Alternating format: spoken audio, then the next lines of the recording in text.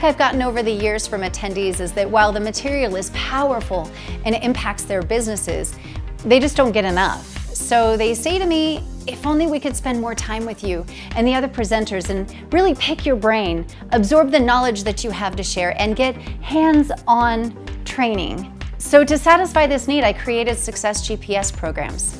If you're here, it's because you want to succeed. Being the fact that it's a hands-on workshop, we are getting a ton of value in terms of gaining more clarity for our business and approaching ways to wow the clients and customers that we do have. Some of the Success GPS events are short, single-day experiences, a couple of hours, but our premier event is an extended, hands-on, experiential retreat. Business owners can come, spend 3 full days locked down and learning everything they need to know to be successful in business and in life. Everybody up, I'll come out and get you. You over there too, up, up, up. See, if you already sit down, then you've already flunked, which means you've already given up. Industry leaders that are here today that are so authentic and passionate about being of service to others. It sort of opens my heart and my mind to being really possible and staying on the right track. I've spent 25 years listening to thousands of speakers, looking for the best of the best. Of all these, I handpicked this lineup of amazing speakers because I knew that they would bring it and that they would put it all on the line with their heart and soul to create an amazing experience for our attendees. In addition, all of the presenters are passionate about helping small businesses and entrepreneurs succeed and take the time on and off the stage for every attendee to get what they need to go to that next level. So I say show up, follow up, and lift up. Give back and don't ever, I don't care where you are in life, if you think you haven't arrived somewhere to where you can't give something back, you're wrong. It's the exact opposite. The minute you start stepping, bring someone with you. Don't even hesitate, get here, do it. Be here, be the first one signed up, sit in the front row, get all the information, and it will be mind-blowing. It'll just be, it's a game changer to be here. It's just a game changer. So don't miss the experience live and in person. Go to register at successgpsseminars.com for our upcoming event. And in the meantime, get ready to be inspired. First, let me say thank you for investing in you and in your business by coming out here and listening to these incredible speakers. I've attended numerous seminars, and last night we were having, after dinner we were having a nice little talk, and we were giving, Jennifer some feedback. And the one thing that I told her was that so far, day one has surpassed every other seminar that I've attended. The content, the power behind the messages being shared, I'm telling you, you're going to walk away an even better individual and more motivated to exceed in your business endeavors. So a little bit about myself. Obviously, I am a burn survivor, and I am damn proud of that. Because, and I know it's going to be hard to understand why I say this, but to me, it's one of the best things that's ever happened to me. And by the end of my talk, you're going to understand why. Little history about me. I was destined to serve. I come from a military family. My grandfather served in World War II, Korea and Vietnam. My father, my uncle, my brother, cousins. So obviously, I knew what I was going to do. And when I graduated high school in 1994, I went to Marine Corps boot camp. I kind of look cute, don't I? So I decided to become a nuclear biological chemical warfare specialist. And I know that's a really long title for a job, but my main purpose was to train my other Marines in defensive techniques on how to protect themselves against these different types of attacks. And I'm telling you, I was loving life. I was living my dream. I knew I was going to make a career out of the Marine Corps because that was my goal. That was my desire. July 18th, 1996, my unit was doing combat exercise training. And that date changed everything in my life. At 11:01 a.m. Pacific time, because this was out in California, and the only reason I know what time it was because I had just looked down at my watch because I was starving, because I hadn't eaten since 5 that morning. I'm like, ooh, we're going to break for lunch real soon. When from above where we were at, I heard 2 pops. And I recognized those sounds, and what it was these training grenades that we use that hiss out a chemical that we call CS. And it's to initiate like a mock chemical attack. Because we all had our gas masks out there, so we heard the pops and someone yelled, gas, gas, gas, which is a command for everybody to stop what they're doing and put on their mask. So for me, I'm like, yes, finally some real training that we're going to be doing here. As I was finishing putting my mask on, I heard someone yell, fire. So as I finish putting my mask on, I see this fire about 10 feet ahead of me starting to form. Now, obviously everybody knows what the weather conditions are like here. The grass was all dead where we were training at. And we start trying to fight the fire. You know, we're stomping on the ground and we're taking off our jackets and hitting it. But the problem was that, you know, the fire wasn't that high. It was maybe not even a foot off the ground, but it was spreading too quickly. So we'd get one area out, but it had already spread. So finally, one of our officers out there decided to yell, you know what, evacuate the area. Not a problem. So as I'm grabbing my gear, I see another fire coming over a mound where we were at. What ended up having, 3 grenades had been thrown, but we only heard 2 pops. So either 2 of the grenades activated at the same exact time, or one of the grenades didn't make a sound. What ended up happening was the 2 fires ended up merging. As I was getting ready to escape, I saw a nice little opening between that wall of fire coming up and the hillside, and I'm like, that's where I'm going to go. But before I started to run, out of the corner of my eye, about 20 yards away, at the base of the hill next to a tree, I saw a Marine on the ground. And without even thinking, I already knew what was going to happen. You never leave a fellow Marine behind. So I dropped my gear and I started running towards him. And at that point, I knew what was going to happen. I don't know how, and I can't explain it, but I knew I was going to get burned. And I remember telling myself, if I'm going to get burned, I can't have this rubber mask melting on my face. So I ripped it off. So I get to the other Marine, and I saw it was one of our senior non-commissioned officers, and I'm like, Gunny, you know, we got to get out of here. There's a fire coming towards us. Now let's flash back. When the 2 fires merged, everybody else had made it out to the outside. Me and the other Marine were against the hill.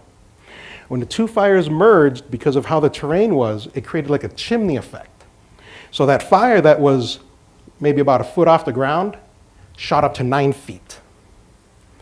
And nobody knew we were there.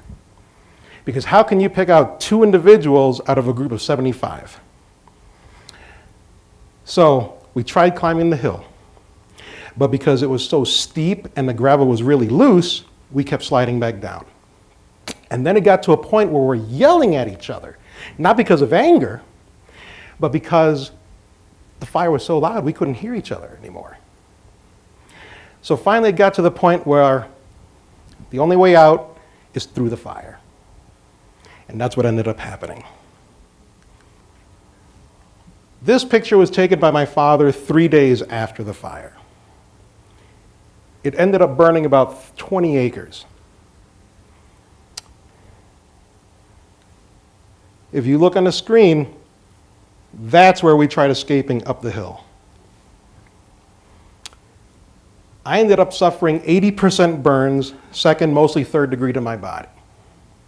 The other Marine suffered roughly about 50%, which is crazy because we were both in the fire for the same amount of time. But hey, you know, whatever. The same attitude and demeanor that I have right now was the same exact one that I had right after I got burned as I'm laying there. All the Marines are running frantically around, filling up their water containers, pouring it on us to cool us down, and I'm joking around with them. The other Marine, he had passed out, and he has no recollection of the event. The only thing that he remembered was me running up to him saying, Gunny, we got to get out of here, there's a fire coming. So we both get airlifted to the UCSD burn unit in San Diego. And as soon as I get wheeled in, that was the last thing I remember, because I got put into a drug-induced coma for a month and a half. Now, this picture here, and I'm going to be jumping around a little bit, that's where my accident happened. 19 years later, 2 years ago, we were taking a family trip out to California, and I had always wanted to go back to where my life changed. And me being the procrastinator and not listening to my wife, you know, she's like, well, contact someone, see if you can get something scheduled. And this had been going on for months. So finally, that Monday before we're supposed to fly out, she's like, have you contacted anybody? I'm like, no, I keep forgetting. She's like, well, don't bother coming home unless you call someone. So that was enough motivation for me. So I'm thinking, how am I going to get this set up? I'm like, you know what? I'm going to send an email. I'm just going to go straight to the top. I'm going to contact the commanding general. And I'm like, well, I can't use my personal email because he'll just ignore that. Luckily, I work for the Department of Veterans Affairs. So I used my federal email. I sent that email at 4:02 p.m.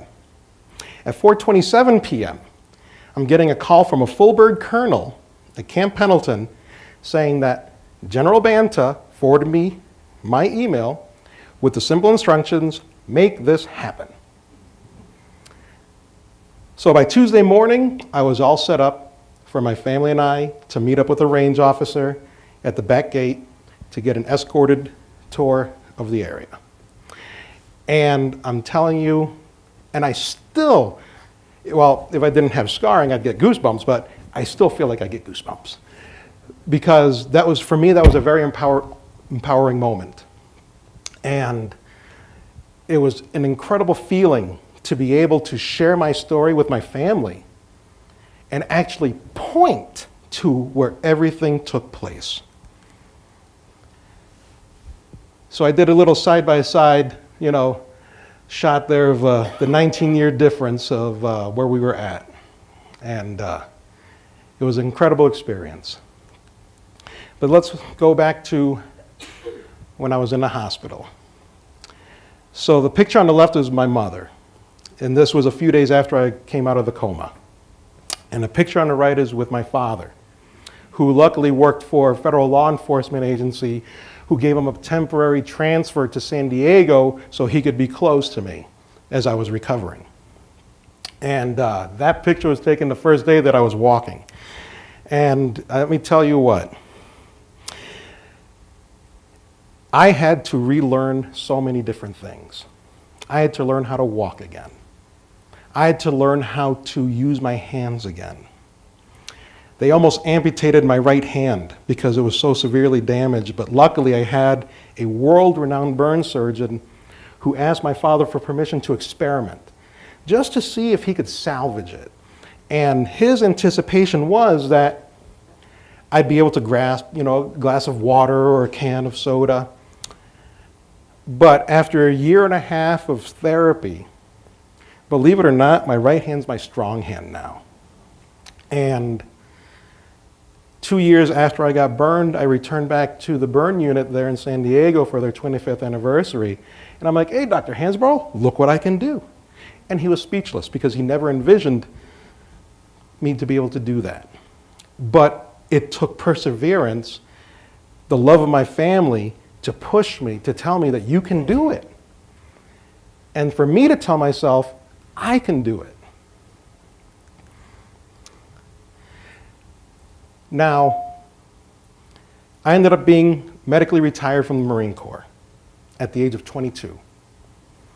And when you're 22 years old, having believed that you were going to be a lifetime Marine of 20 to 30 years of service and now being told that you can't was very traumatic for me. And it took some time to overcome that. But there's a reason why I'm still here. And I had to find that new thing that I had to do. So I started doing volunteering. working with different groups, nonprofits. I became a counselor at a children's burn camp, and that still today is one of the most rewarding things that I've been able to do. Because my campers from back then are all now adults and are campers at that camp. And seeing them having grown to who they are now is one of the most rewarding things. And I traveled the country, different things, and then finally decided to finish my education, got my degree, and at that point in my life, I was like, you know what, I really miss the military, so what can I do that's kind of similar but not the military? Well, private security management. So I did that for a few years. Loved it, and then reached the point I'm like, you know what, this just isn't for me. It's not what I want to do. So I left. And then a short time after that, I was given the opportunity to be an acting instructor at my alma mater, because in high school I was in Marine Corps Junior ROTC, and they had an unexpected vacancy for a semester. And that was one of my life goals, was to retire from the military and become an instructor. Because my instructors made such a profound impact on me that I knew that's what I'd love to do. So for that semester, I was an instructor, and it was an incredible experience. But that came to an end too. So now it's like, what's next? So then I decided, you know what? I want to work with my fellow veterans. So I got employed with the Department of Veterans Affairs in Chicago as a patient advocate, advocating for those that believe that their voices aren't being heard. And that's what I'm still doing today. But there was still that something that was missing in my life. So I decided to start, getting out there, doing speeches, and for me, doing motivational speeches is one of the most incredible things.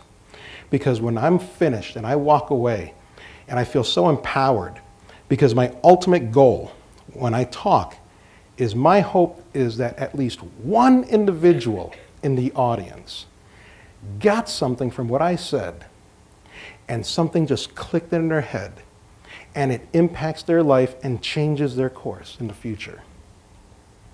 A few weeks ago, I got to speak at my niece's 8th grade graduating class, and I changed up my speaking style, and I started calling some of the students up and asking them questions, with what I was discussing. And one of the girls I called up, and I was just picking the kids at random, and I asked this one, little girl, so what does perseverance mean to you?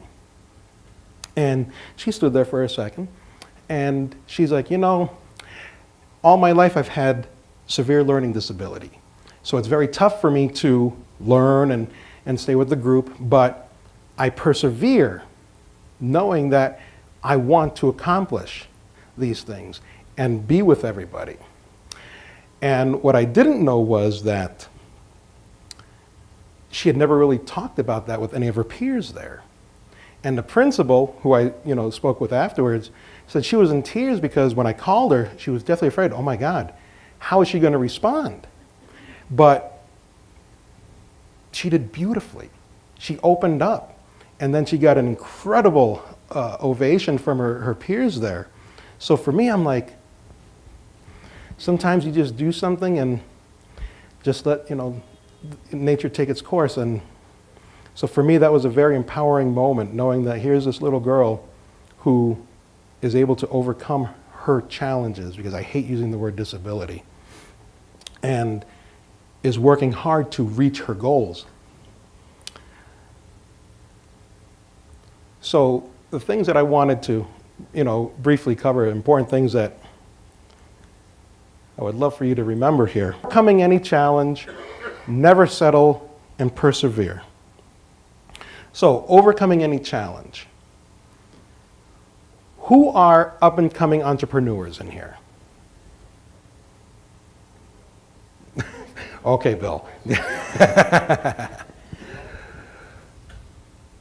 So obviously you know that it's not an easy course, that it's going to be challenging. You're going to face difficult decisions, but if you have a vision you can accomplish it. If you just know inside your heart, this is what I want to do, this is what I want to accomplish, this is what I want to give back, then do it. Do whatever it takes. Because I promise you this, at the end, it's going to be so rewarding. Knowing that you were able to put into action your dreams. Never settle. Never settle for second best. If you have an ambition, go for it. Do whatever it takes to reach it. Me, I know what I want to do, and I'm working on it. I want to be an international speaker because I know my message will resonate with audiences all around the world. So I'm taking those necessary steps. So see, I'm still working towards my end goal. And it's going to be challenging because, yes, I've had to make difficult changes in my life, difficult choices. But for me, it's rewarding. Knowing that my message will impact many individuals. And persevere. Perseverance is important because great things never come easy. And you just have to force yourself to move forward, even when you think there is no chance of something ever happening or occurring because you don't think it can. Look, some of the most successful business owners and entrepreneurs will tell you that in order to succeed, you have to fail. Because in order to truly succeed, things will have to go wrong. Because that is the only way you're going to know what's going to work. Trial and error. One individual that, I was blessed to, enter my life last year because my wife attended one of his business expos, and he's actually going to be speaking later, Mr. Bill Walsh. When he shared his story with our group, the one thing that he said was, you know what? I hit the top, and then everything fell apart, and then I rebuilt and came back up. So just know that even some of the most successful individuals have those moments of despair that, you know what? Things just didn't go right, but he didn't let that stop him because he had a vision and he knew what he wanted to do. And he's doing it.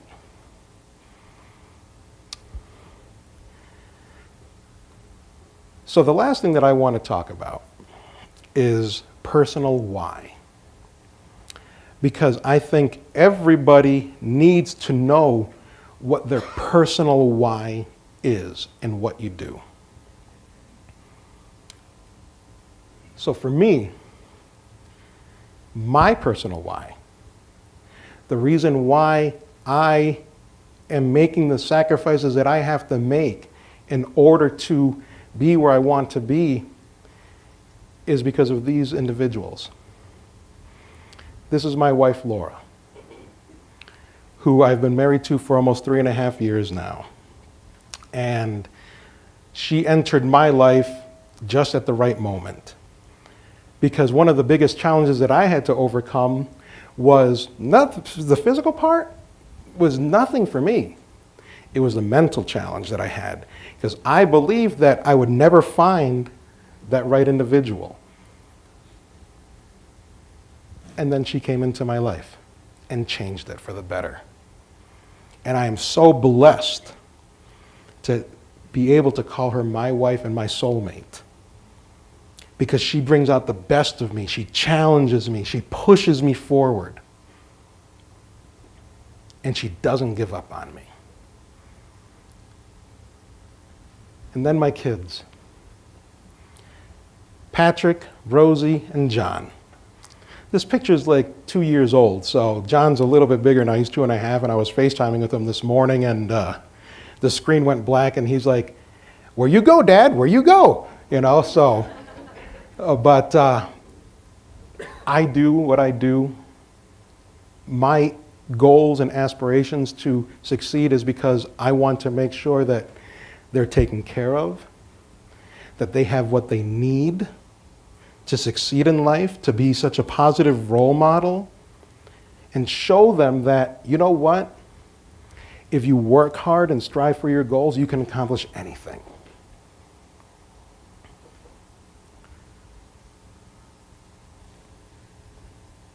For me, it's a great honor to be able to stand on this stage. And like Jennifer was saying, you know, our lives crossed paths because we attended an event, you know, that Bill Walsh was holding in January. And I almost didn't attend because I would have had to take a leave of absence from work unpaid because I had depleted my leave the previous year. But finally I decided, you know what? In order to do what I want to do, I have to make the sacrifice to be there. So had I not made that sacrifice, I would not be talking with you because I would have never met Jennifer. And for that, I can't put a price tag on because I've met such incredible individuals because of that January event that I wouldn't trade it for the world. And I'm hoping that some of my words has resonated with you.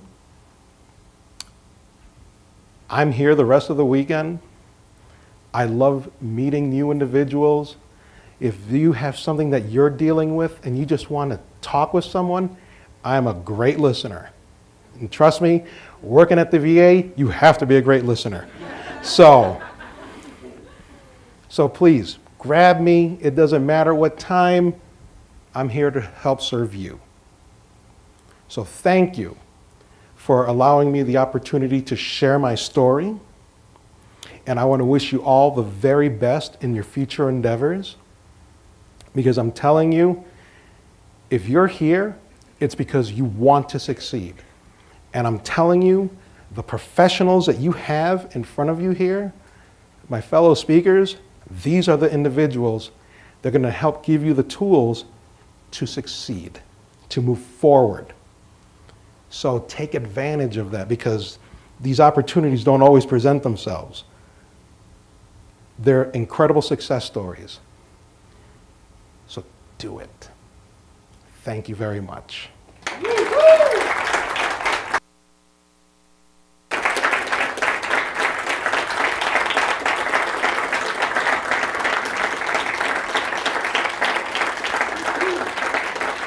Thank you.